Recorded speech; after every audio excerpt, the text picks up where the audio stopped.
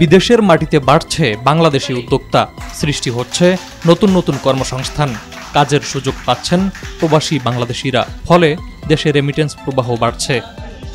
এমনই একজন প্রবাসী বাংলাদেশি উদ্যোক্তার কথা জানান এনটিভি জেদ্দা প্রতিনিধি মাসুদ সেলিম। জানান, প্রবাসের মাটিতে দেশীয় খাবার পরিবেশনের উদ্যোগ নিয়েছেন 3 স্বপ্নবাজ বাংলাদেশি।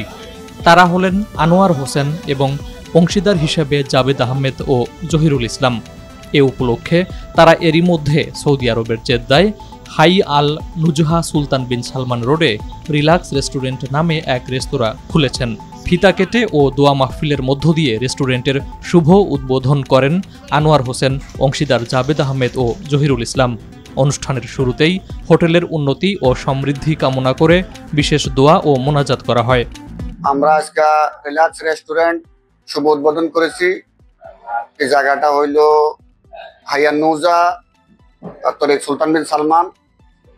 আমাদের এখানে বাংলাদেশি, ইন্ডিয়ান, পাকিস্তানি সকল ধরনের খাওয়া পাওয়া যাবে এবং আমাদের রাত্রে 12টা পর্যন্ত আমাদের দোকান খোলা থাকবে। আলহামদুলিল্লাহ, আমরা সকলের দোয়া এবং সহযোগিতা কামনা করি।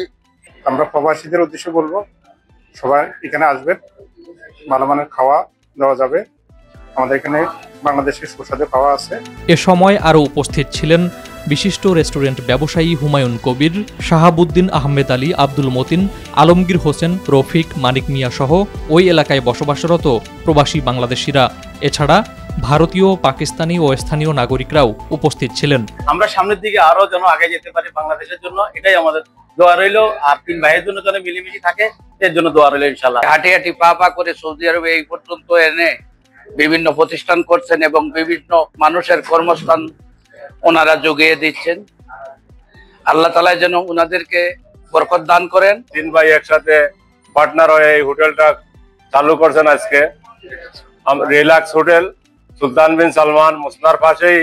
আমরা সবাইকে, যারা আছেন সবাইকে ধন্যবাদ জানাই। আপনারা সবাই এখানে আসবেন। সবাইকে আমি আমন্ত্রণ করি, আপনারা যারা বাংলাদেশি আছেন, পাকিস্তানি আছেন, ইন্ডিয়ান আছে, আপনারা আসবেন এই হোটেলে। ইনশাল্লাহ আপনারা মানসম্পন্ন খাবার পাবেন।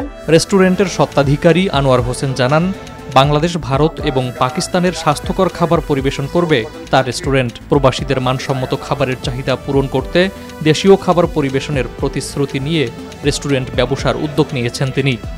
বাংলাদেশিদের জন্য কর্মসংস্থান সৃষ্টির লক্ষ্য নিয়ে তাদের এই যাত্রা বলেও জানান তিনি। আনোয়ার হোসেন জানান, প্রবাসের মাটিতে থাকলেও রিল্যাক্স রেস্টুরেন্টে রকমারি খাবারের মাঝে প্রবাসীরা খুঁজে পাবেন দেশীয় খাবারের স্বাদ ও গন্ধ। Faruk Hossain, NTV international desk.